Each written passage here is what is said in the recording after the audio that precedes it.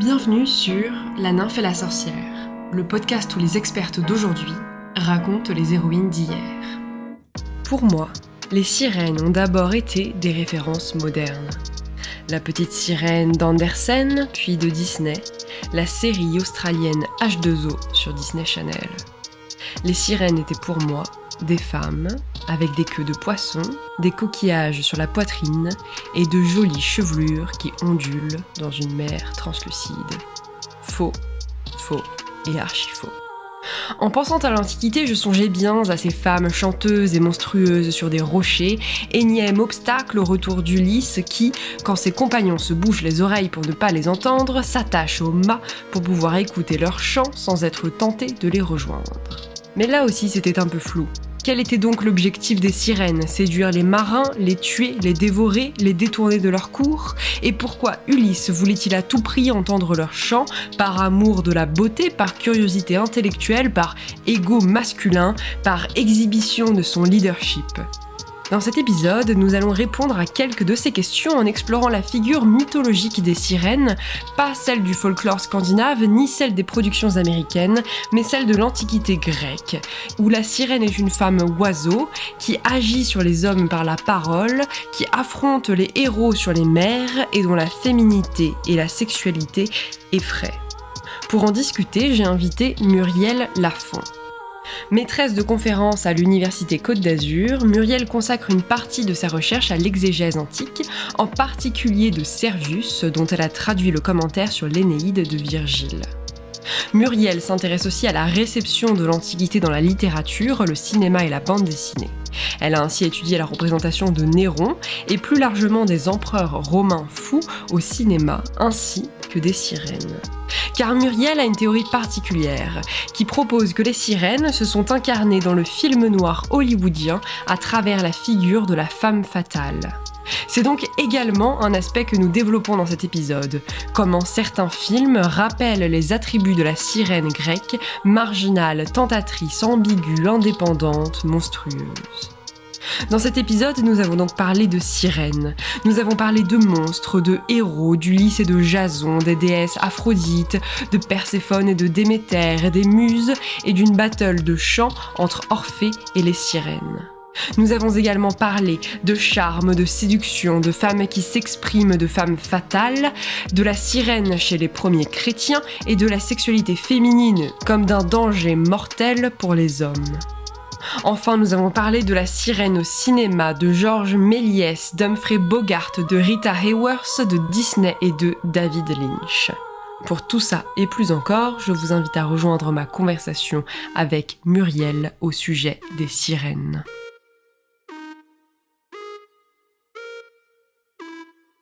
Eh bien, bonjour Muriel. Bonjour Servane. Merci d'avoir accepté l'invitation de venir sur le podcast aujourd'hui. Merci à vous, c'est très aimable de m'avoir invitée. Donc nous sommes aujourd'hui ici pour parler des sirènes, et notamment des sirènes dans la mythologie antique. Alors pour celles et ceux qui n'y connaissent pas grand-chose et qui notamment n'ont en tête que peut-être la petite sirène d'Andersen ou voire de Disney, est-ce que vous pourriez peut-être nous présenter déjà en quelques mots qui sont les sirènes dans l'Antiquité grecque ? Effectivement, vous avez tout à fait raison de bien distinguer les deux, même si, nous le verrons tout à l'heure, il y a une percussion, un choc qui va se faire entre les deux, mais je commence effectivement par la version grecque. Dans la version la plus courante, telle qu'elle nous est présentée par exemple par Ovide, nous avons affaire à des jeunes filles humaines, qui sont filles du fleuve Acheloos et d'une muse. Alors là, le nom change selon les auteurs, Terpsichore, Calliope, Melpomène, peu importe de savoir qui elles sont, mais en tout cas une muse. C'est important pour ce qui va suivre. Et elles sont compagnes de Perséphone. Perséphone, c'est une déesse qui est fille de Zeus et de Déméter, et vous en avez parlé dans un podcast précédent. Cette jeune femme incroyablement belle se promenait un jour avec ses compagnes où elle cueillait des fleurs, nous dit Ovide, quand tout à coup le dieu des enfers a surgi, c'est Hadès. Il a été foudroyé par cette beauté et il a décidé de l'enlever. Le tout s'est passé tellement vite que les compagnes ne se sont aperçues de rien. Et lorsqu'elles se rendent compte de la disparition de la jeune fille, elles sont désespérées. Elles regardent partout, elles la cherchent, ne la trouvent pas, crient son nom, cherchent dans la terre entière et ne cessent de se heurter à la mer qui les empêche d'aller plus loin. De ce fait, elles vont demander aux dieux de les métamorphoser pour leur permettre d'aller plus loin, de continuer à chercher leur compagne. Les dieux apitoyés vont donc accepter, vont les transformer en oiseaux, mais en gardant leur tête et leur gorge féminines afin qu'elles puissent continuer à crier le nom de Perséphone. Ah, c'est tellement joli comme explication.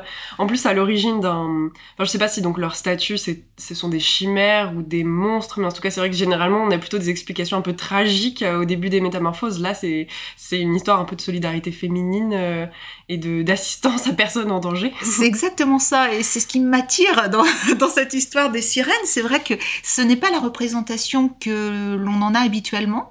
C'est-à-dire qu'on les voit plutôt comme des monstres qui attirent les hommes et qui provoquent leur mort. Or, leur origine est plutôt positive.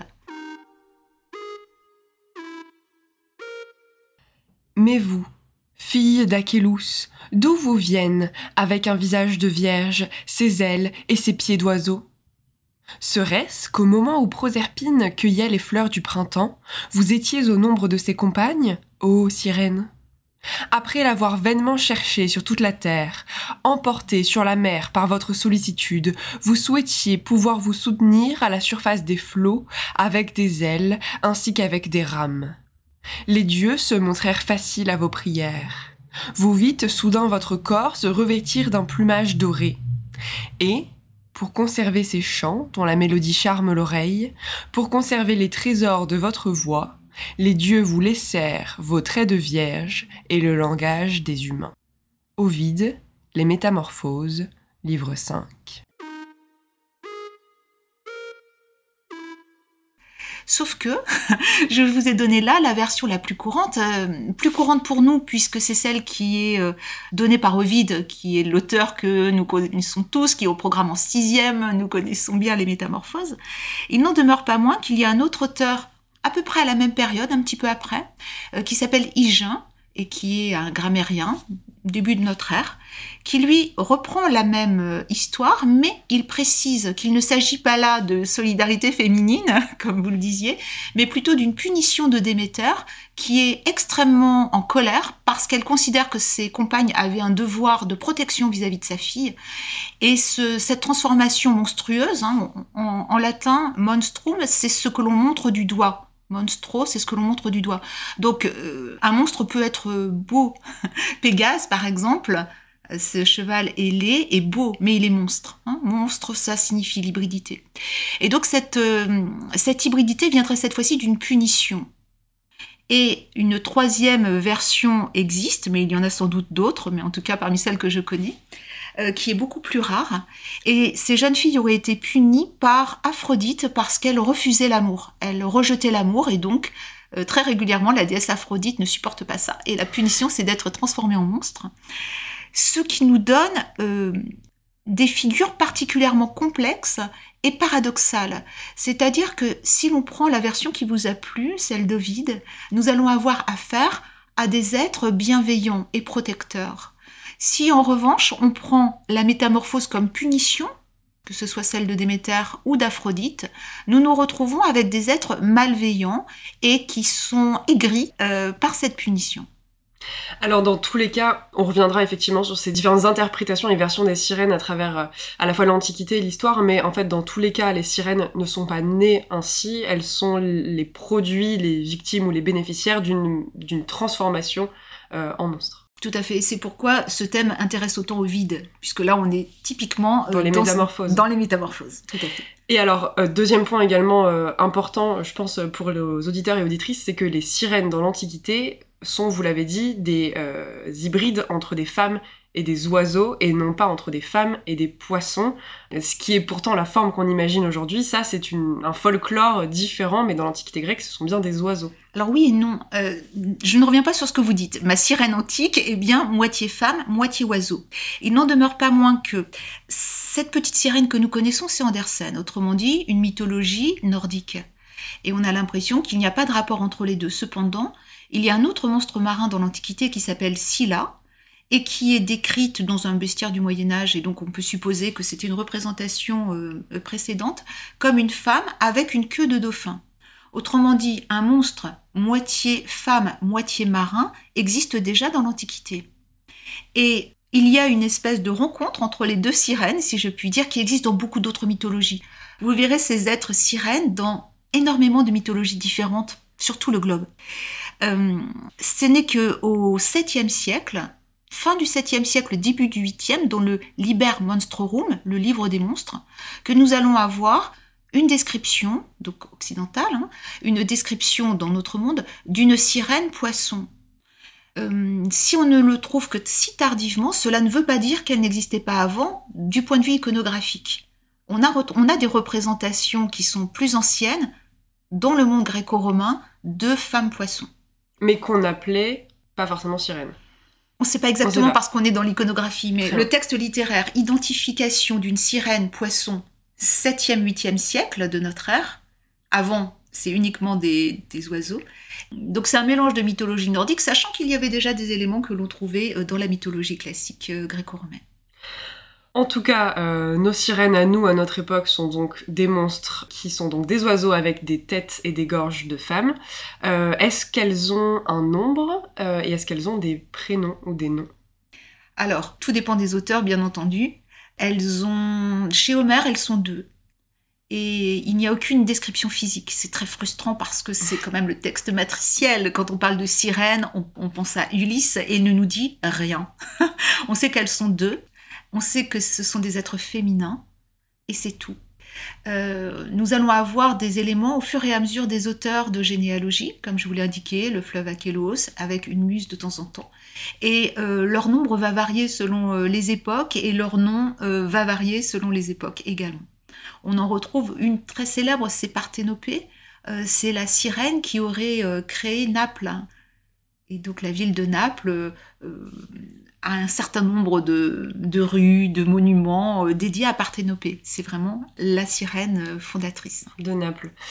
Alors, peu importe leur nombre, mais donc au moins 2, les sirènes sont donc des femmes oiseaux.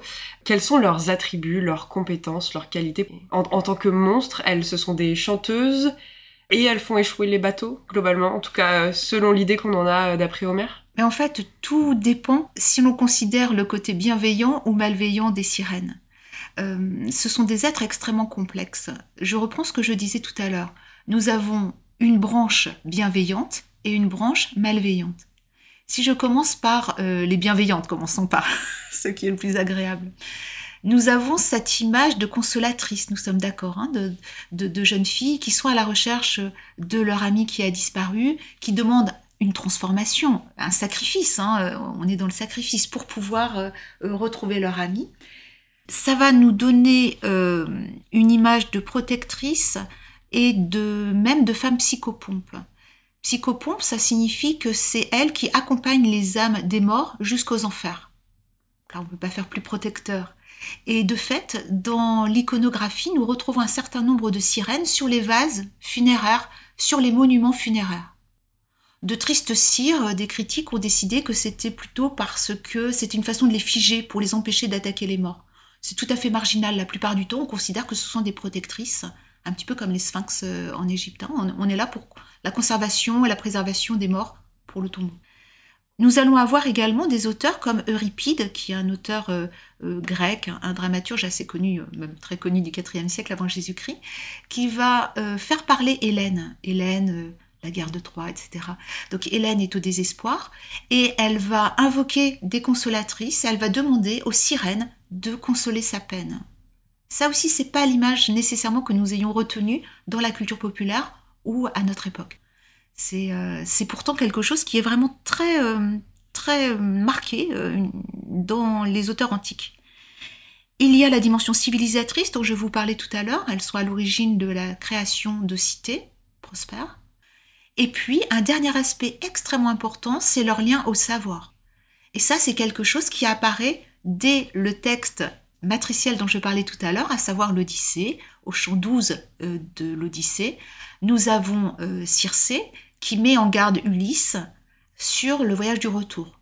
Il a eu des indications sur le retour, il y a eu cette Nékuia, c'est-à-dire l'invocation des morts, pour lui indiquer le trajet de retour. Circé va le mettre en garde, elle le prévient, il y aura Charybde, Scylla et il y aura les sirènes.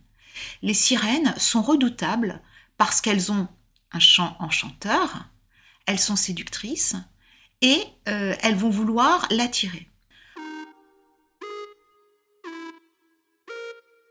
Puis l'auguste Circé me tient ce discours.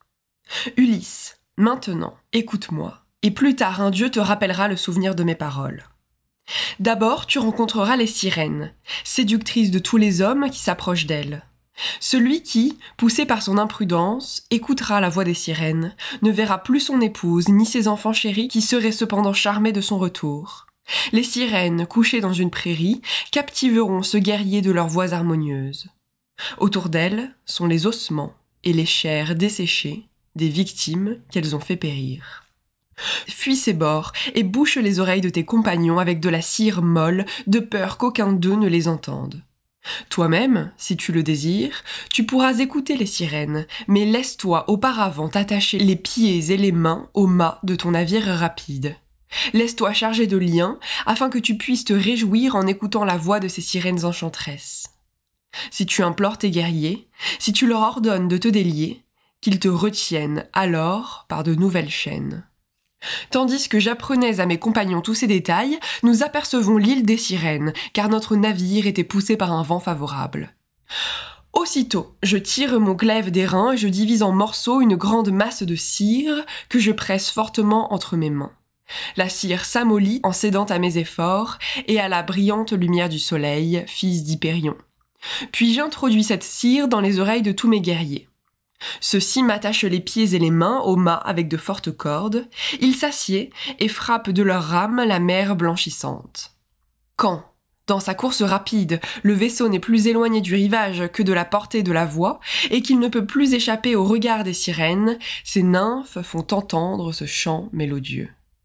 Viens, Ulysse, viens, héros fameux, toi la gloire des Achéens. Arrête ici ton navire et prête l'oreille à nos accents.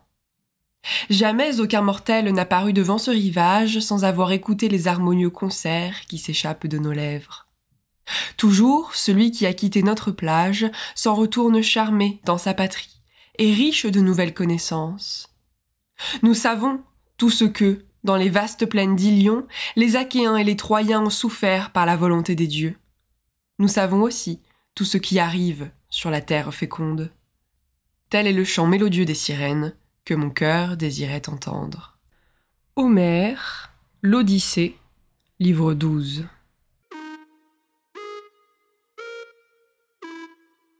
Lorsque Ulysse va entendre leur chant, puisque vous connaissez par cœur l'histoire, il s'attache à un mât et il veut entendre absolument le chant des sirènes, que disent les sirènes ? Viens à nous, car nous savons tout, le passé et le futur. Autrement dit, elles recouvrent les qualités des muses. Elles ont beaucoup de points communs avec les muses, mais leur mère est une muse. Et ça, c'est tout à fait intéressant parce que ce rapport au savoir apparaît d'emblée.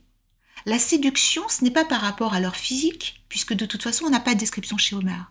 C'est uniquement par rapport à leur chant, au contenu de leur chant, à savoir le savoir, la connaissance.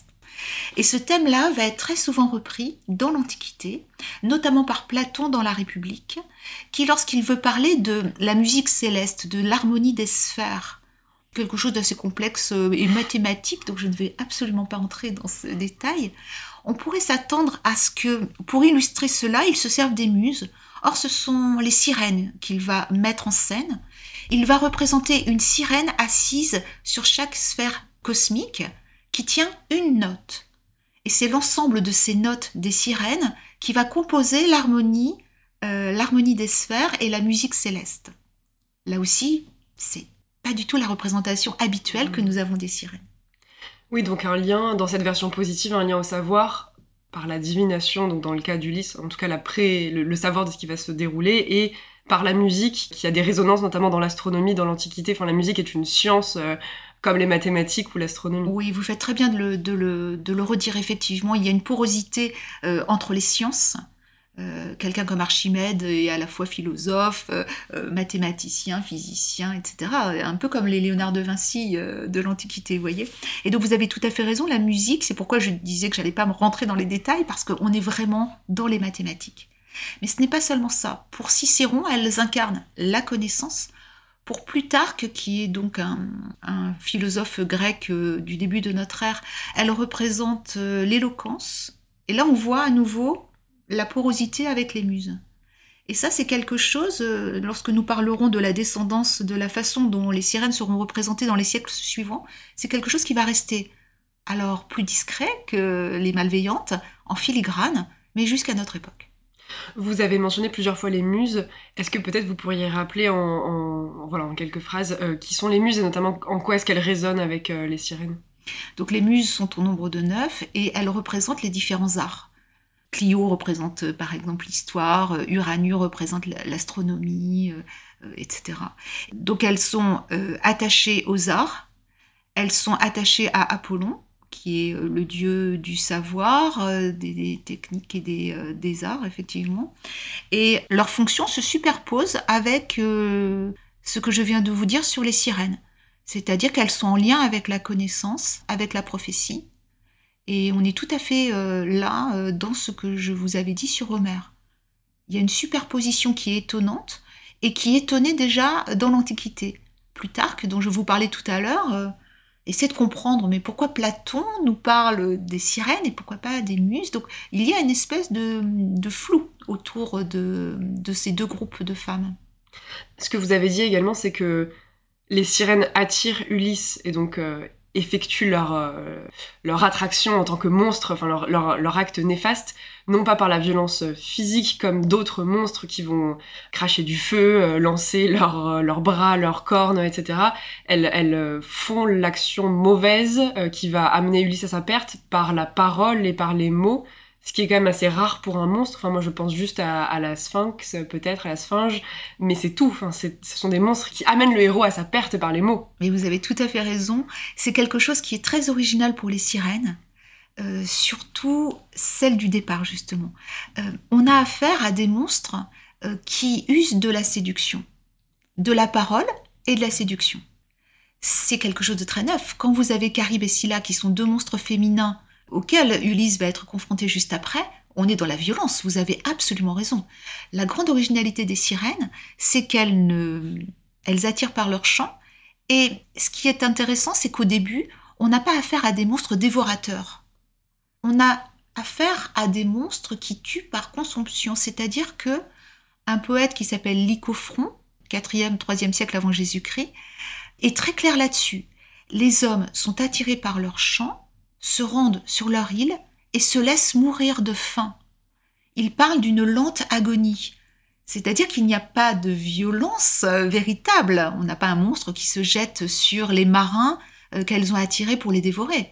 Ils se laissent mourir parce qu'ils veulent encore entendre le chant de la sirène, un petit peu comme Narcisse qui se laisse mourir également pour contempler son reflet. Est-ce qu'on a couvert déjà l'ensemble des aspects positifs ou bienveillants des sirènes dans les mythes? Est-ce qu'on a d'autres histoires, d'autres mythes qui racontent plutôt cet aspect savant et positif des sirènes?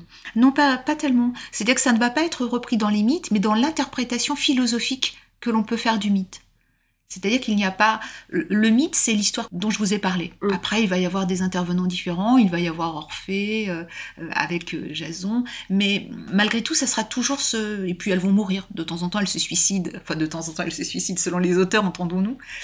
Mais on ne peut pas dire qu'il y ait vraiment de thèmes différents, de mythes différents. Ce qui va compter, c'est l'interprétation qu'on va en donner.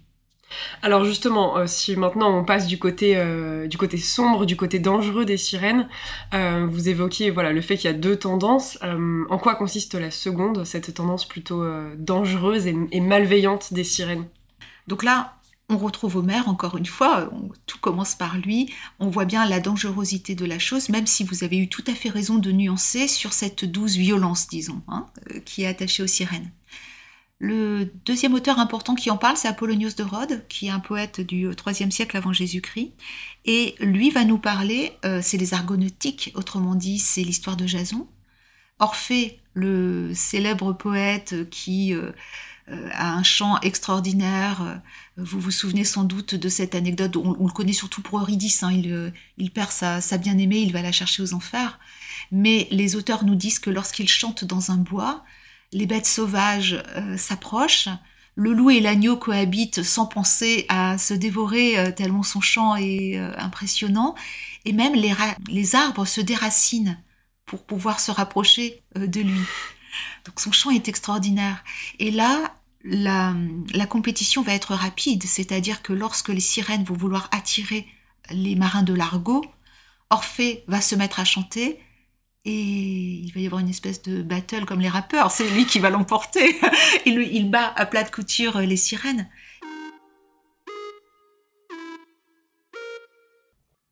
Le lendemain, aussitôt que l'aurore eut frappé de ses rayons le sommet des cieux, on se rembarque à la faveur du zéphyr, on lève avec joie les ancres et on déploie les voiles. Le vent qui les enfle porte bientôt le vaisseau à la vue d'une île couverte de fleurs et d'un aspect riant. Elle était habitée par les sirènes, si funestes à ceux qui se laissent séduire par la douceur de leur chant. Filles d'Achelous et de la muse Terpsichore, elles accompagnaient autrefois Proserpine et l'amusaient par leurs concerts avant qu'elle eût subi le joug de l'hymen. Depuis, transformées en des monstres moitié femmes et moitié oiseaux, elles étaient retirées sur un lieu élevé, près duquel on pouvait facilement aborder. De là, portant de tous côtés leurs regards, elles tâchaient d'arrêter les étrangers qu'elles faisaient périr en les laissant consumer par un amour insensé.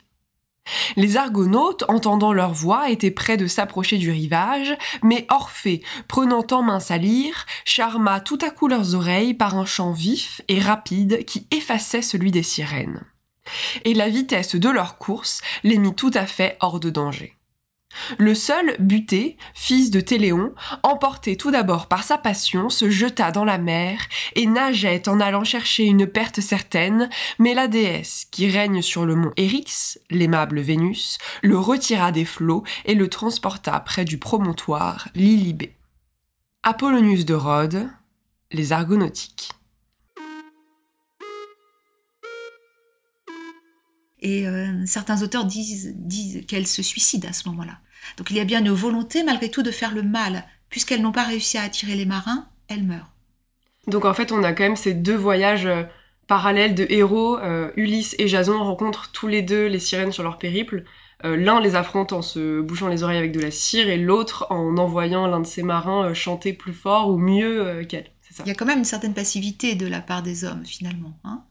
C'est-à-dire qu'on n'a pas les moyens de lutter. Soit on ne fait rien, comme le fait Ulysse, et il résiste simplement parce qu'il est attaché au mât, et lorsqu'il entend le chant des sirènes, il demande à ses compagnons de serrer encore plus. Il ne tiendrait pas. S'il n'était pas attaché, il se précipiterait. Il n'est pas capable de résister aux sirènes. Et si Orphée n'avait pas cette puissance du chant, la quête de la toison d'or se serait arrêtée là. Et alors, pourquoi est-ce que Ulysse veut entendre le chant des sirènes ? Ça, c'est très intéressant. C'est très important pour lui parce qu'il est un homme de savoir. Il veut savoir, il est curieux. Et forcément, ça l'intéresse, le chant des sirènes. Il veut savoir ce que sont ces monstres. Mais malgré tout, la grande dangerosité que représentent les sirènes pour lui, c'est la fixation.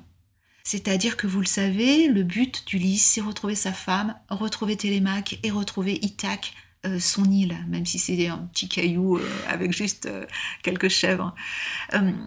Le drame pour Ulysse, c'est la fixation. Lorsqu'on commence l'Odyssée, on commence in medias res, on commence directement en pleine action. Il est en train de pleurer, il est chez Calypso et il pleure parce qu'il ne peut pas, il est coincé chez cette nymphe qu'il aime. Et les sirènes représenteraient également la fixation, c'est-à-dire qu'elles vont l'attirer et il resterait sur leur île. C'est insupportable pour lui. Donc il y a à la fois cette volonté d'entendre les sirènes parce qu'elles lui offrent le savoir, et de l'autre, cette impossibilité d'accepter la fixation. Oui, c'est vrai qu'on l'évoquait aussi dans l'épisode sur Médée, le fait qu'Ulysse rencontre toutes ces femmes sur toutes leurs îles et chacune représente, enfin que les îles aussi bien que les femmes représentent des fixations alors que lui veut rentrer. Veut c'est voyager. Exactement ça, ouais. Il en arrive à refuser la divinité. Calypso lui propose le nectar et l'ambroisie, autrement dit, elle lui propose de devenir un dieu. Et lui, il ne veut pas parce qu'il se sent profondément humain. Et puis, ça c'est parce que je n'aime pas trop Ulysse, il sait très bien que lorsqu'on devient Dieu, on ne parle plus de nous. Regardez Hercule, lorsqu'il devient Dieu, il n'a plus d'histoire. Et alors donc, suite à la victoire de Jason, les sirènes se suicident. Est-ce qu'elles se suicident également dans l'Odyssée ? Est-ce qu'on sait ce qu'elles font, ce qu'elles deviennent après qu'Ulysse les ait dépassées ? On suppose qu'elles restent là, puisque on en parle dans d'autres histoires vaguement. En fait, leur mort est peu importante. Les auteurs ne reprennent pas tous ce thème de la mort. En fait, ce qui va importer les auteurs, ce n'est pas tant de reprendre cette histoire qui va rester finalement. Ce sont des monstres, femmes oiseaux, qui vont attirer les marins et qui veulent les faire venir à elles. Mais ce qui va être intéressant, ça va être la dimension sexuelle, érotique, qui va être à ajouter à cela. Il n'en est pas du tout question chez Homère. On n'a pas de description physique. Il n'en est pas question chez Apollonios de Rhodes. On nous dit simplement qu'il y a une espèce de combat avec Orphée. En revanche, on insiste quand même sur le fait que ce sont des femmes. Et au fil des siècles, ce qui va l'emporter, c'est que ce sont des femmes qui sont dangereuses pour les hommes. Alors évidemment, selon les auteurs et selon les époques, l'interprétation va en être différente. Si je prends Ovide, donc très connu pour les métamorphoses, mais il a écrit un manuel de séduction qui s'appelle L'Art d'aimer. Et dans L'Art d'aimer, il donne des conseils aux jeunes gens des deux sexes pour séduire l'autre. Et il va expliquer aux jeunes filles, si vous n'êtes pas très belle, je vous le fais en condensé, si vous n'êtes pas très belle, vous pouvez tout de même utiliser votre voix et travailler le chant. Et vous serez comme des sirènes et vous serez en mesure de captiver les jeunes gens. Les sirènes étaient des monstres marins qui, par leur voix mélodieuse, arrêtaient les vaisseaux dans leur course. C'est une chose charmante qu'un chant agréable. Femmes, apprenez donc à chanter. Il en est plus d'une à qui la beauté de la voix a tenu lieu d'attrait. Tantôt répétez les airs que vous avez entendus au théâtre, tantôt des chants légers sur un rythme égyptien. La femme qui veut plaire doit savoir tenir son archet de la main droite et sa harpe de la main gauche. Ovide, L'Art d'aimer, livre 3. Donc là, on est dans une bagatelle érotique, il s'agit d'une espèce de fantaisie. Il n'en demeure pas moins qu'à la même époque, nous avons le poète Horace qui insiste sur le côté vicieux des sirènes, qui le met du même côté que Circé, et qui l'oppose au vertueux Ulysse. Vertueux Ulysse, ça fait rire. Mais toujours est-il que, dès le 1er siècle avant Jésus-Christ, nous allons avoir cette condamnation des sirènes parce que elles usent de leur charme. Et cette fois-ci, on est passé dans le charme physique, pas seulement la voix. Jusqu'à maintenant, elles n'étaient pas véritablement sexuées. On savait qu'elles étaient femmes, mais c'est tout. Et à partir de là, c'est vraiment cette dimension érotique qui va dominer. Et alors, est-ce que ça va se traduire également dans l'iconographie, puisque là, on évoquait le fait que c'était des oiseaux avec des têtes de femmes. C'est quand même difficile de sexualiser un oiseau. Est-ce qu'elles vont notamment évoluer, par exemple, pour prendre la forme simplement de femmes avec des ailes, mais donc avec quand même un corps qui peut être érotisé par l'image ou par les textes ? Disons que la gorge va descendre. Lorsque l'on a cette précision d'Ovide, lorsqu'il parle de la gorge, il ne parle pas des seins, il parle de la gorge qui émet des sons. Or, sur les représentations iconographiques que nous allons avoir, la poitrine va devenir démesurée. Le corps reste oiseau, mais les seins vont prendre de plus en plus d'importance. Et ça, on le voit, pour l'iconographie, on le voit, on n'a pas nécessairement de représentation iconographique avant le Moyen-Âge, qui sont vraiment pertinentes. En revanche, nous avons les bestiaires. Et les bestiaires sont des descriptions très précises des monstres. Celui que nous avons conservé, le plus ancien, c'est le Physiologos, qui date du 2e, 3e siècle après Jésus-Christ. Et là, nous allons avoir une description physique précise des sirènes. Et la grosse surprise, elles sont moitié femmes, moitié oies. Et elles ont une voix discordante. Donc c'est très curieux. On se demande ce qui a pris à ces auteurs d'écrire des choses pareilles. Et en fait, à la même époque, il y a un auteur qui est historien, zoologiste, qui nous précise que les oies sont considérées comme des animaux très portés sur le sexe et l'amour. Ok, très, très bien.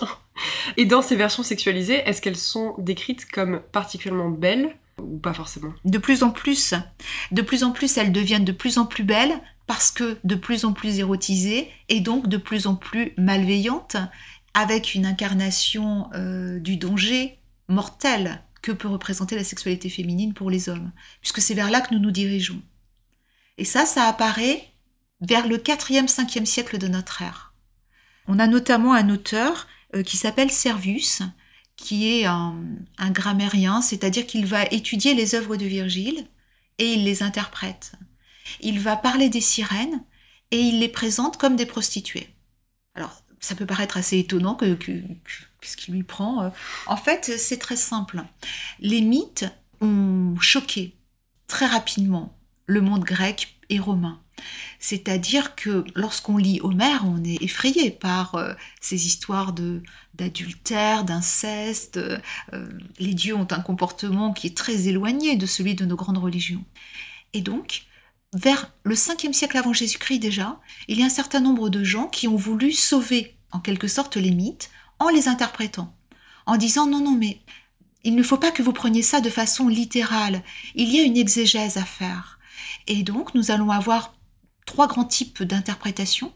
Une interprétation historique, en disant les dieux, ce que l'on appelle les dieux maintenant, étaient des hommes qui, par leurs bienfaits pour l'humanité, ont été divinisés, c'est-à-dire qu'on a dit qu'ils étaient dieux à leur mort, et d'ailleurs ont visité le tombeau de Zeus. C'est pas quelque chose que l'on dit couramment, mais on a identifié dans les textes, on disait que l'on pouvait visiter le tombeau de Zeus. Donc ça s'appelle l'évémérisme, c'est une interprétation historique. Nous avons une interprétation qui peut être naturelle. Par exemple, Zeus, c'est le dieu du ciel, donc c'est la pluie. Et son épouse, Héra, c'est la terre. Et on dit qu'ils sont époux parce que lorsqu'il pleut, la pluie féconde la terre. Et c'est ce qui permet les productions. Donc on appelle ça une interprétation physique ou naturelle.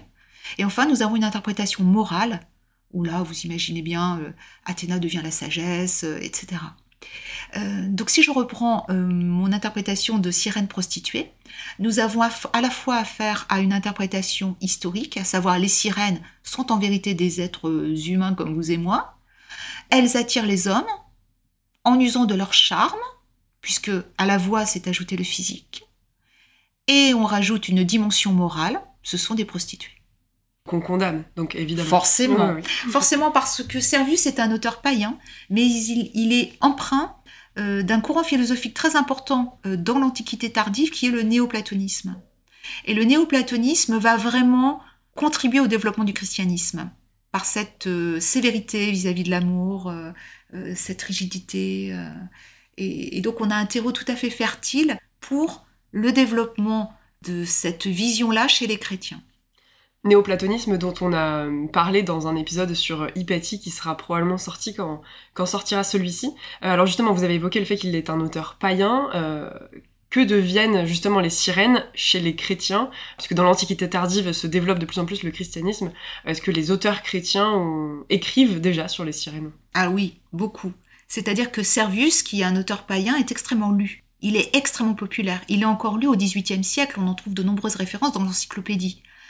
Il a eu un retentissement sur le Moyen-Âge qui est très très important. Et les chrétiens vont s'emparer, alors je ne dis pas qu'ils prennent obligatoirement Servius, mais en tout cas ils vont prendre ce mouvement de pensée pour leur discours sur les femmes. C'est tellement évident. Les chrétiens représentent la vie humaine comme une navigation sur la nef de l'église, sur le bateau église. Et le but de ce voyage, c'est d'atteindre le portus salutis, c'est-à-dire le port du salut. Sur ce voyage, qui n'est pas simple, il y a un certain nombre d'adversaires. Les sirènes. Les sirènes. Que font les sirènes ? Elles vont attirer les marins que sont les mortels, les hommes. Elles vont les attirer vers le monde des vices.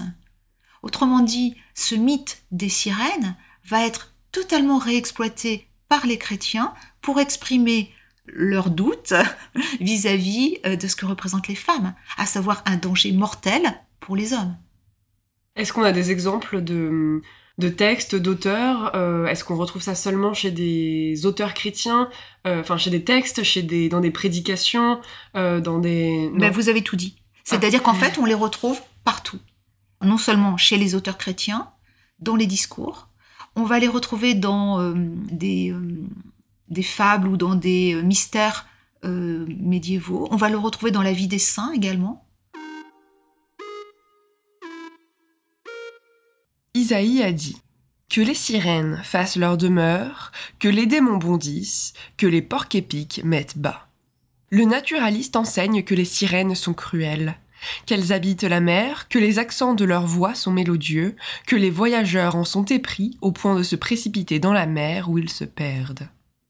Le corps de ces enchanteresses est celui d'une femme jusqu'aux mamelles, le reste tient de l'oiseau ou de l'âne ou du taureau.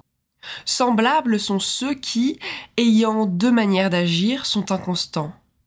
Il est des gens qui fréquentent les églises sans s'éloigner du péché. Ils ont l'apparence de la droiture, mais sont bien loin de ce qu'ils semblent être. Lorsqu'ils entrent dans l'église, ils ont l'air de chanteuses, puis, mêlés à la foule dans la ville, ils ressemblent à des brutes. Ces sortes de gens tiennent du dragon et de la sirène. Ils ont le pouvoir séducteur des hérésiarques qui entraînent le cœur des innocents et des faibles. Isaïe a dit « Les paroles dangereuses gâtent la nature douce ». Physiologus, ou bestiaire spirituel à l'usage des chrétiens.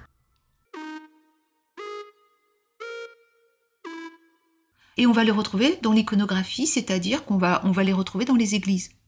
On va retrouver des représentations de sirènes. Par exemple, à partir du XIIe siècle, les sirènes vont être associées à la luxure, ça vous l'avez compris, mais également à la vanité. Et nous allons avoir nombre d'églises dans lesquelles nous allons avoir une représentation de sirènes poissons, puisque, comme je vous l'ai dit, il y a eu un syncrétisme qui s'est fait. Au Moyen-Âge, on va retrouver à la fois les sirènes oiseaux et les sirènes poissons. Mais là, je pense particulièrement à certaines églises où nous avons une sirène poisson qui est en train de se regarder dans un miroir. Les sirènes, dans l'iconographie, dans les églises romanes, vont être représentées avec ce miroir à la main qui va représenter les vanités. Ce n'est pas le péché mortel qui va l'emporter, c'est véritablement la luxure qu'elles vont représenter. Il n'en demeure pas moins qu'à certaines époques, elles vont représenter l'avarice, la vanité, etc. Et toujours avec cette dimension féminine, enfin, l'avarice des femmes, toujours. La vanité des femmes. Bien entendu. Très. Et la luxure des femmes. L'ennemi, c'est les femmes. Oui, alors non seulement la luxure des femmes, mais cette dimension extrêmement importante, la sexualité des femmes. C'est quelque chose qui est refusé.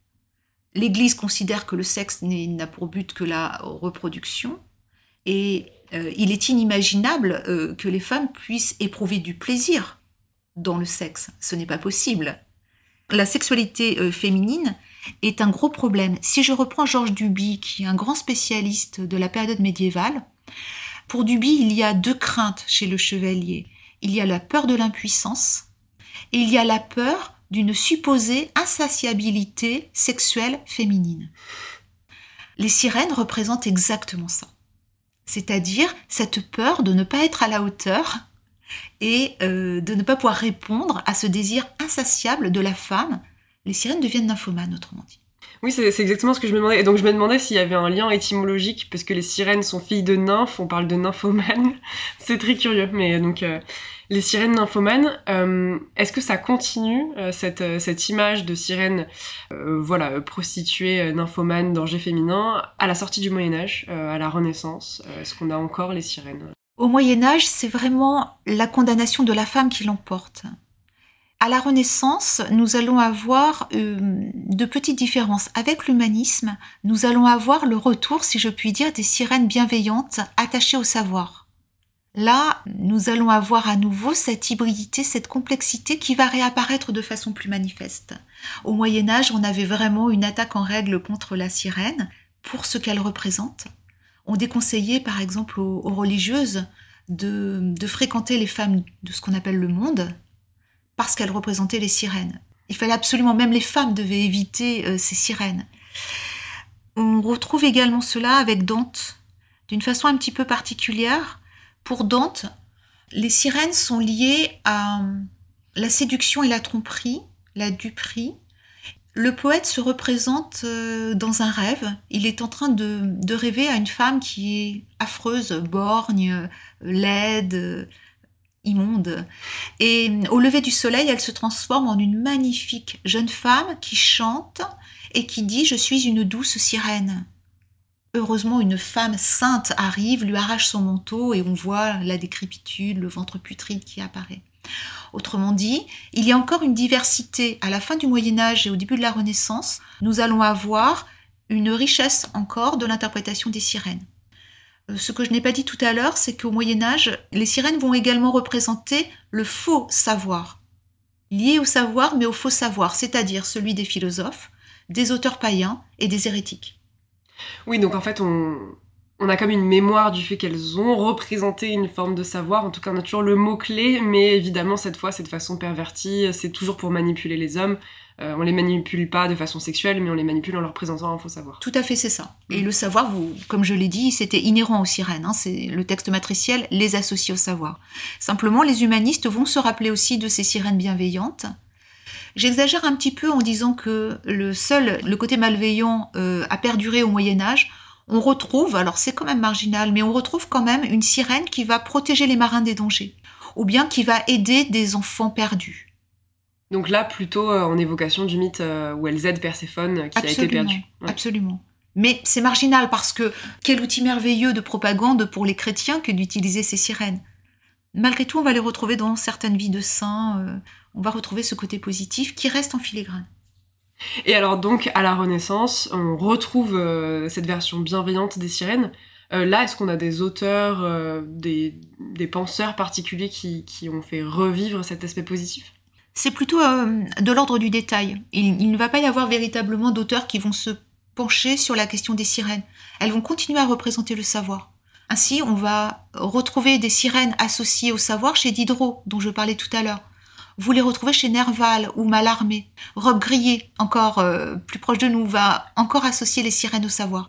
Il ne va pas y avoir véritablement de reprise totale du mythe, mais simplement on va garder cette image de sirène savoir. Alors vous évoquiez Nerval, Mallarmé, donc là on a encore fait un bond après la Renaissance, ce qui veut dire que les sirènes sont présentes dans la poésie de ces poètes parnassiens. Elles vont être de l'ordre pour Nerval ou pour Mallarmé. Elles restent de l'ordre du fantasme, c'est-à-dire qu'elles ont elles sont une représentation savante et on les tient à distance quand même. C'est des êtres qu'on admire, elles ne peuvent pas être proches de nous. Une sirène entretient une certaine distance avec nous, pauvres mortels. À la nue, accablante tu, basse de basalte et de lave, à même les échos esclaves, par une trompe sans vertu. Quel sépulcrage naufrage tu, le sais, écume mais y bave, suprême une entre les épaves, abolit le mât dévêtu. Ou cela que furibond faute, de quelque perdition haute, tout l'abîme vint éployer. Dans le si blanc cheveu qui traîne, avarement aura noyé, le flanc enfant d'une sirène. Stéphane Mallarmé, à la nue accablante. Vous avez notamment présenté une conférence sur le rôle des sirènes dans le cinéma, en tout cas la représentation plutôt des sirènes dans le cinéma.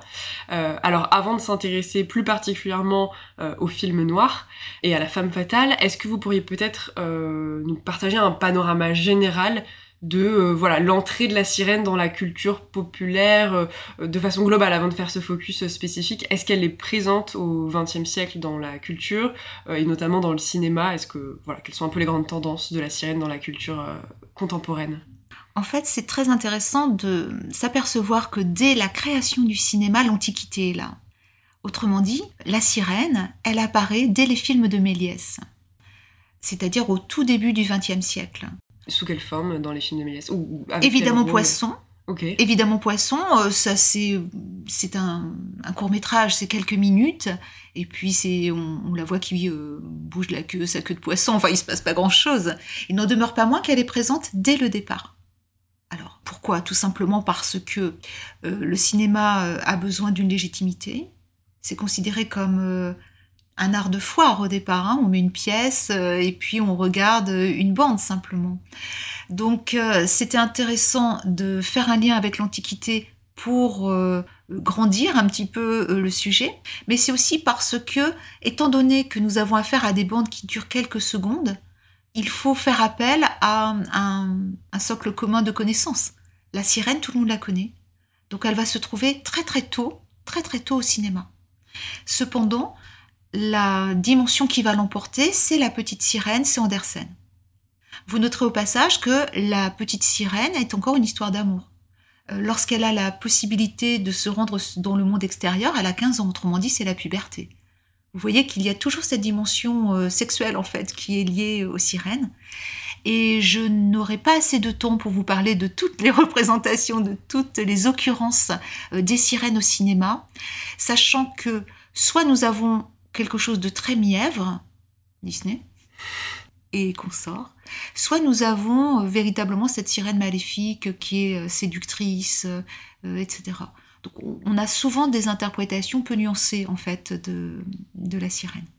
Alors justement, donc nous on va se concentrer sur le versant maléfique, et donc pour ça on va employer le concept de femme fatale. Est-ce que vous pourriez peut-être nous définir ce concept ? En fait, si je commence par le début, je regardais un film noir qui s'appelle The Man I Love, qui date de 1947 de Raoul Walsh. Alors c'est un film que j'aime beaucoup parce que il met en scène une actrice, Aida Lupino, qui est admirable en toutes choses. Pour, si on est un brin féministe, elle est actrice, elle est scénariste, réalisatrice et productrice en pleine période classique hollywoodienne. Autrement dit, extrêmement rare.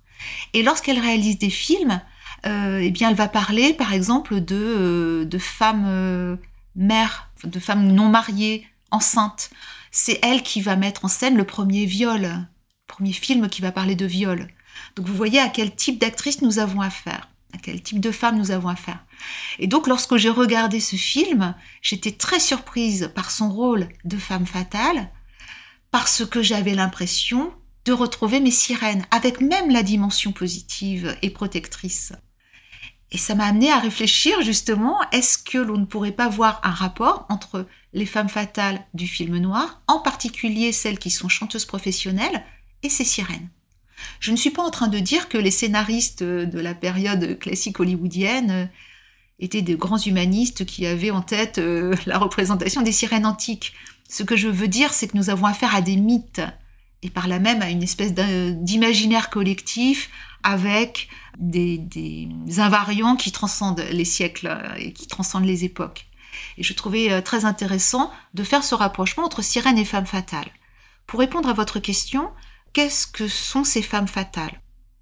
Les femmes fatales sont les personnages principaux, presque, j'allais dire, de ce qu'on appelle le film noir. Film noir, c'est une appellation française qui date de 1946. Historiquement, jusque-là, la France a été occupée par les Allemands et il y avait une interdiction de sortie de films américains. Ce qui fait que, juste après la guerre, nous avons eu une arrivée massive de films comme Assurance sur la mort de Billy Wilder, Le Faucon Maltais, Adieu ma belle, etc., qui n'avaient pas été réalisés dans la même année, mais nous, on les a tous reçus en même temps et ils avaient des thématiques et une esthétique qui étaient très très semblables, à savoir une noirceur, aussi bien dans la représentation que dans les idées. Et étant donné qu'en France venait d'apparaître la série noire, la fameuse série noire de romans policiers, Film noir est apparu en même temps. Que voit-on dans ces films noirs ? Un héros masculin, j'hésite à dire héros d'ailleurs, comme on n'en avait jamais vu à Hollywood, c'est-à-dire un héros fragile qui se pose des questions sur sa masculinité qui est en danger. Pourquoi est-ce que sa masculinité est en danger ? Parce que nous sommes à la période de l'après-guerre. La période classique du film noir, c'est en gros 1941-1947, avec vraiment une explosion en 46-47. Nous avons affaire à des hommes qui sont vétérans, qui reviennent des combats de la Seconde Guerre mondiale. Ils n'ont plus de statut social. Les gens qui sont aux États-Unis ne se sont pas rendus compte de ce qu'était leur traumatisme. Le syndrome post-traumatique n'a pas encore été identifié. Et pourtant, on va le retrouver dans le film noir.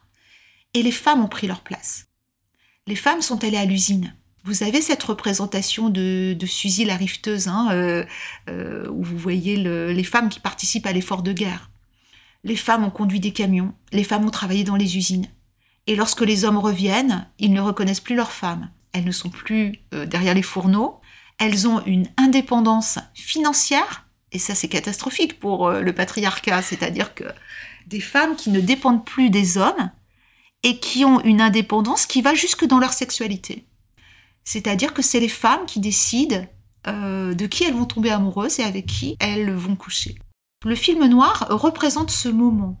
On va avoir des films qui se passent dans des villes, avec une imagerie tout à fait typique la nuit, il pleut, les néons éclairent des nightclubs malfamés. Et très souvent au début, on va avoir un héros qui a des soucis. Et il va rencontrer une femme incroyablement belle et vénéneuse qui risque de l'amener à sa perte. Et donc en fait ce que vous dites avec cette présentation du contexte historique, c'est que on a donc cette figure de la femme fatale, donc de la femme belle mais très dangereuse, mais que c'est historiquement lié au contexte et que peut-être ça incarne les peurs ou les angoisses des hommes d'avoir été surpassés peut-être par leurs femmes qui ont gagné en pouvoir. C'est exactement ce qui rend le film noir si fascinant. C'est la première fois, je pense, qu'on a une telle fragilité et une telle remise en question de la masculinité.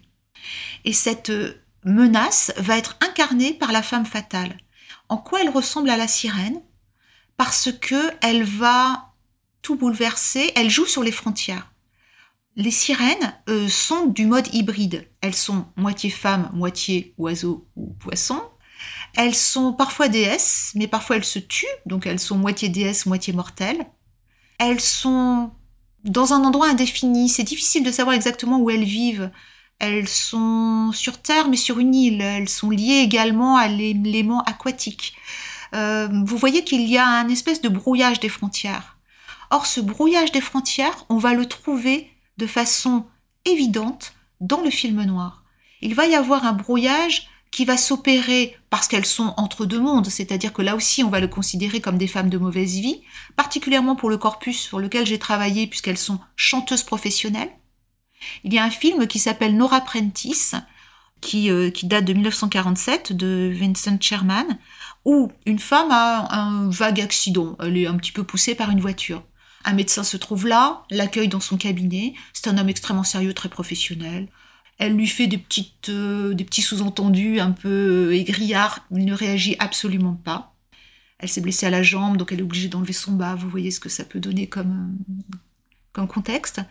Un policier va arriver pour l'interroger, elle va dire qu'elle est chanteuse professionnelle, et là, l'homme est saisi. On voit qu'il y a un problème. Autrement dit, chanteuse professionnelle ou prostituée, ça revient au même en fait. Vous voyez, on a tout de suite une image négative de cette femme. Et il va y avoir évidemment une attirance irrésistible. Une attirance irrésistible qui passe par leur physique, donc on retrouve les sirènes, mais chanteuse professionnelle, on retrouve également la voix. Mais alors pourquoi est-ce que de l'Antiquité d'Homère jusqu'à Hollywood, on craint le chant, notamment le chant des femmes, et du coup, en fait, pourquoi est-ce qu'on l'associe à la prostitution ? Il y a des religions qui craignent aussi le chant et la musique, et donc je pense qu'il y a quand même une sensualité dans le chant qui est irrésistible. Les chanteuses professionnelles de ce type de film sont effrayantes à tous les égards. C'est-à-dire qu'il y a cette séduction de la voix. Dans un film que j'aime beaucoup qui s'appelle Dead Reckoning avec Humphrey Bogart, lui, il déteste cette femme, il ne la supporte pas. On a même une perspective homo-érotique au départ. En fait, il est vétéran, il était très ami avec un homme qui ne pensait qu'à sa copine qu'il souhaite revoir. Et Bogart n'arrête pas de le taquiner avec ça, en disant « mais non, toutes les femmes sont pareilles ». Et on voit qu'il y a une attirance entre les deux hommes. C'est-à-dire que la femme fait tellement peur qu'on a vraiment un sous-texte homosexuel, masculin. Ce qui compte en vérité, c'est les hommes et c'est l'amitié virile. Et donc Bogart va être à la recherche de cette femme quand il va comprendre que son ami est mort à cause d'elle, un petit peu plus tard. Il y a une vraie répulsion pour cette femme et une attirance incroyable. Autrement dit, lorsqu'il va la voir, il la cherche. Il sait qu'elle fréquente un bar, parce que, comme je vous le disais tout à l'heure, on a un vrai brouillage des genres. Les femmes fatales sont très masculines, selon la représentation habituelle. On entend la voix très rauque de Elizabeth Scott, qui demande un scotch. Il se retourne, on est dans son regard, il voit une jambe magnifique gainée d'un bas, il remonte, on s'arrête au niveau de ses jambes, elle est en train de fouiller dans son sac pour prendre une cigarette, et il s'approche d'elle. Là, on a son visage, avec un regard enfantin et très imprévisible par rapport à ce corps. Et là, il est séduit. Mais ce qui va vraiment faire qu'il va être attiré malgré lui, c'est à partir du moment où il va l'entendre chanter. Et là, c'est fini. Donc on a à la fois cet attrait érotique et la voix. Mais ce que je trouve intéressant ici, c'est que on est dans le male gaze. Vous savez, c'est une femme qui a avancé ce concept dans les années 70. C'est une théorie féministe, c'est Laura Mulvey qui avance cela en disant que le cinéma n'est que male gaze. Ce n'est que le regard de l'homme qui regarde la femme. Or, avec Mes femmes fatales sirènes, on a exactement le contraire. C'est-à-dire que nous avons des femmes qui sont indépendantes et fortes, qui choisissent les hommes qu'elles veulent séduire, et elles chantent et elles les regardent. Ça, c'est nouveau. Elles regardent les hommes, et c'est les hommes qui deviennent passifs, et elles qui deviennent actives. Et là, on retrouve à nouveau Mes sirènes avec cette incapacité de lutter dont nous parlions au départ, avec Orphée, qui est plus fort que les autres, mais en tout cas avec la légende liée à Orphée, et avec Ulysse. D'ailleurs, toujours pour faire un lien à ce que l'on évoquait au départ, vous avez défini le monstre tout à l'heure comme quelque chose qui est hybride. Et c'est vrai que là, les femmes fatales dans les films que vous évoquez, vous avez dit qu'elles sont à la fois enfants et femmes, hommes et femmes, répulsives et attirantes. Finalement, ce sont des monstres en fait. Elles sont hybrides et pleines de contrastes. Elles sont monstres à tous les sens du terme. C'est-à-dire qu'elles sont totalement hybrides, vous avez raison, et ça va très loin. C'est-à-dire je parle de Gilda, par exemple, Gilda. Nous avons une femme qui est extrêmement séduisante, on les voit avec des robes fourreaux. Rappelez-vous aussi ces scènes où on a la chevelure de Rita Hayworth qui est sans cesse mise en avant, donc c'est la sensualité pure. Et on va avoir aussi une monstruosité parce que pour le patriarcat, avec toute cette liberté qu'elle représente, et très souvent elle fait éclater la cellule familiale. C'est-à-dire que Nora Prentice, dont je vous parlais, là, le gentil médecin très très sérieux, il va abandonner femme et enfant pour partir avec la femme fatale, qui pourtant était prête à rompre avec lui justement pour éviter ça. C'est-à-dire que la sirène est monstrueuse dans sa complexité, elle est monstrueuse parce qu'elle fait voler en éclats les règles du patriarcat et de la cellule familiale. En plus, c'est une femme qui n'a pas d'enfant. Et ça, c'est dès Lycophron, le poète dont je vous ai parlé tout à l'heure, du IVe siècle avant Jésus-Christ. Lycophron nous parle de sirène aux flancs stériles. Or, que veut dire une femme qui n'a pas d'enfant? Ça veut dire que c'est une femme qui a une sexualité sans but reproductif. Autrement dit, un monstre pour le catholicisme et la chrétienté d'une façon plus générale.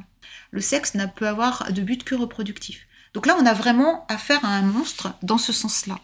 Mais nous avons aussi un monstre parce que si elle est malveillante en ce que je viens de dire, elle peut être à nouveau bienveillante, comme c'est le cas avec The Man I Love, Aida Lupino, qui va tout faire pour protéger sa sœur, qui est serveuse, qui se fait harceler par un homme, et c'est le personnage qu'incarne Aida Lupino qui va la sauver de là. Elle va sortir son frère de prison, elle a cette dimension-là de consolatrice. Et dans The Man I Love, ça va même très loin, dans la mesure où elle tombe amoureuse, véritablement, la sirène tombe amoureuse d'un homme qui est pianiste, et elle va se taire. C'est-à-dire que c'est Orphée. Ouais, elle a perdu. Elle a perdu.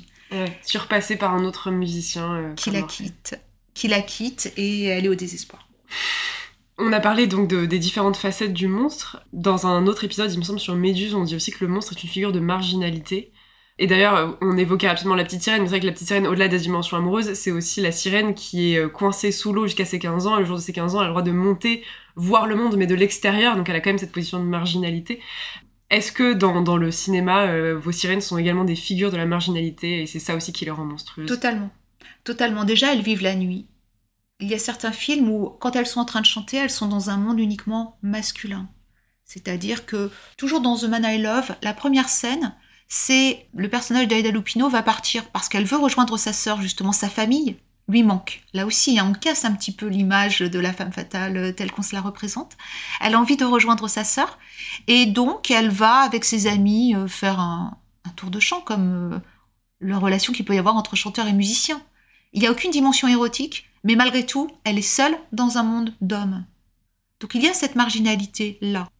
Quand on a une femme qui est indépendante, qui choisit ses amants, qui est indépendante financièrement, qui n'a plus besoin de ses hommes, alors on est marginal à cette époque. Et on l'est peut-être encore aujourd'hui d'ailleurs un peu. C'est difficile d'être femme véritablement libre et indépendante. Et en cela, on est marginal. Pour conclure sur ce concept de femme fatale, moi j'étais assez étonnée par l'interprétation que vous en donnez, parce que c'est vrai que pour d'autres figures féminines de l'Antiquité, elles sont transformées en femmes fatales par des peintres et par des poètes au XIXe siècle, et justement elles vont perdre une partie de leur puissance, perdre une partie de leur complexité, et être réduites à des menaces sexuelles. Or là, la façon dont vous les présentez, ça atteste plutôt d'une prise de pouvoir, elles font des choix.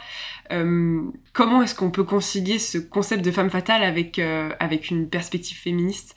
Comment est-ce que finalement la femme fatale peut être un outil de prise de pouvoir des femmes plutôt que justement d'être réduite à des objets sexuels?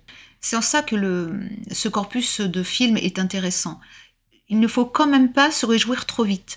Il y a certains films, c'est le cas de Gilda, où à la fin, finalement, il y a une réconciliation entre l'homme et la femme qui n'est plus fatale et qui rentre à la maison et qui va sans doute préparer le petit déjeuner de son mari dorénavant. Dans certains films, en revanche, peut-être, je pense à un petit peu plus tardif, bon, peu importe, cette fois-ci, le couple se réconcilie, parce que c'est violent parfois dans Dead Reckoning, dont je parlais tout à l'heure. La femme fatale veut tuer Humphrey Bogart et il n'est sauvé que parce qu'il provoque un accident de voiture et réussit à s'en sortir. Dans un film plus positif, le couple réussit à trouver une stabilité et elle reprend son activité de chanteuse professionnelle. Donc on a vraiment une dimension qui peut être vraiment féministe de ces films. Seulement attention, nous sommes à la fin des années 40, le patriarcat va reprendre complètement et très rapidement la main dans les années 50. Les années 50 sur lesquelles certains fantasment, c'est affreux pour les femmes. C'est véritablement le retour à la maison, avec un développement de la technologie, aspirateur, cuisinière, tout ce que vous voulez, pour faire croire que c'est une aide pour la femme. En vérité, c'est une façon de la réintégrer à la place qu'elle n'aurait jamais dû quitter, à savoir le foyer. Ce qui fait que là, nous avons une espèce de, comme vous le disiez tout à l'heure très justement, c'est lié à une parenthèse historique. Le retour des vétérans, la prise de position des femmes dans la société a impliqué une vraie menace pour le patriarcat. D'un seul coup, l'homme se retrouve en situation de faiblesse. Dieu merci, tout va rentrer dans l'ordre et la femme va à nouveau avoir des enfants, se marier, abandonner son métier de secrétaire dès qu'elle le pourra pour élever sa petite famille. Et alors justement, est-ce qu'on a des postérités de la sirène après cette période du film noir? En fait, on va la retrouver, si je garde mon histoire de film noir, on va la retrouver dans ce qu'on a appelé le néo-film noir. On le retrouve dans Blue Velvet de David Lynch, par exemple. Là, où vous avez cette chanteuse qui attire incroyablement le jeune héros. Mais cette fois-ci, évidemment, David Lynch, rien n'est simple avec lui. Lui, il va au contraire désérotiser sa chanteuse. C'est-à-dire qu'elle le fascine, mais en même temps, elle est dans des relations sadomasochistes avec un homme qui la domine. Donc, on va retrouver malgré tout ces sirènes chanteuses, mais un petit peu tombées tombées en difficulté, disons. Elles ne seront peut-être pas aussi fortes qu'avant. En revanche, les sirènes dont je parlais tout à l'heure, celles que l'on connaît depuis le début du cinéma, elles vont encore exister. Regardez La Petite Sirène tout récemment, qui a été remise au goût du jour. La sirène continue à fasciner, mais peut-être pas ma sirène complexe du film noir. Est-ce que par exemple, il y a aussi des exemples de sirènes qui auraient trait plutôt à une connexion à la nature? dans le cinéma. Moi je pense beaucoup à une série australienne que je regardais enfant qui s'appelle H2O et où c'est 3 jeunes femmes qui se transforment en sirènes et pour le coup il n'y a pas du tout cette dimension séductrice ou même sexualisée, c'est plutôt un rapport très fort à la nature, à la mer, à l'océan. Est-ce que c'est aussi une tendance dans la représentation des sirènes ? Absolument, mais alors ça c'est pas du tout héritier de l'Antiquité gréco-romaine, c'est vraiment, on est du côté plutôt de Andersen, on est plutôt du côté des mythologies autres. Et effectivement, bien entendu, l'élément marin va prendre une dimension presque écologique de nos jours, bien entendu. Et on retrouve ça de façon très nette dans de nombreux films et séries, vous avez tout à fait raison, où la sirène serait là pour remettre un petit peu de l'ordre dans nos désordres écologiques. Oui. Mais c'est pas une dimension que l'on trouve dans l'Antiquité gréco-romaine, absolument pas. Ouais, et donc qui est plutôt héritière de la tendance scandinave que grecque et romaine. Et puis encore une fois, un mythe, c'est plastique. C'est-à-dire que là, vous voyez, quand j'ai commencé à vous parler de la version la plus courante des sirènes, j'ai pas pu m'empêcher de vous en donner 2 autres. C'est-à-dire que chaque époque va réutiliser les mythes pour en faire ce dont il a besoin. Et c'est pourquoi j'ai retrouvé des sirènes dans le film noir, et vous pouvez ne pas être d'accord avec mon interprétation, peu importe. Ce que je veux dire, c'est que le mythe nous fascine toujours, et sans cesse réutilisé par les artistes, toujours. Et toujours par rapport au contexte historique, et effectivement, ça fait sens qu'elles deviennent plutôt des symboles d'écologie ou de lien à la nature qui se seraient perdus aujourd'hui. Absolument. Ouais. J'ose espérer que nous n'avons pas autant de tracas sur la sexualité féminine, mais peut-être, qui sait. Alors, pour conclure cet épisode, je pose toujours la même question qui est pourquoi est-ce que c'est important pour vous qu'on parle ou qu'on continue d'évoquer les sirènes aujourd'hui ? Les sirènes et le reste, si vous faites ce podcast, c'est bien la preuve qu'il y a une vraie fascination pour les mythes. Et comme je le disais tout à l'heure, on a une espèce d'imaginaire collectif auquel nous puisons. Et ces sirènes représentent une féminité qui peut être agressive, mais qui est réelle.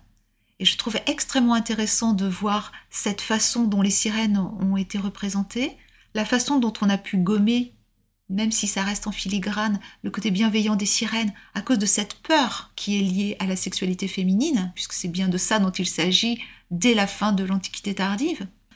Et je pense que c'est encore très moderne comme interrogation, me semble-t-il. Et c'est pour ça qu'on aime les mythes, parce qu'ils nous interrogent encore sur notre période et sur notre monde. Eh bien, merci beaucoup, Muriel. Merci à vous. Merci encore pour cette invitation. Vous venez d'écouter un épisode de La nymphe et la sorcière, le podcast où les expertes d'aujourd'hui racontent les héroïnes d'hier. Je m'appelle Servane Ardouin-Delorme et vous pouvez me retrouver à la réalisation, à l'écriture et au montage de cet épisode. La musique que vous entendez au générique a été créée par Mathilde Desanges, les recherches documentaires ont été effectuées par Laetitia Port-Louis et les illustrations réalisées par Morwena Descotes, alias le Palais des Courants d'Air sur YouTube. Une sacrée team de dames dans le podcast comme dans la vraie vie que je remercie. Si cet épisode vous a plu, n'hésitez pas à vous abonner au podcast sur la plateforme où vous nous écoutez, à nous mettre des petits pouces, des likes, voire des commentaires que nous lisons toujours avec bonheur. Enfin, vous pouvez suivre l'actualité du podcast sur Instagram ou sur YouTube @la nymphe et la sorcière. Merci pour votre écoute et à très bientôt.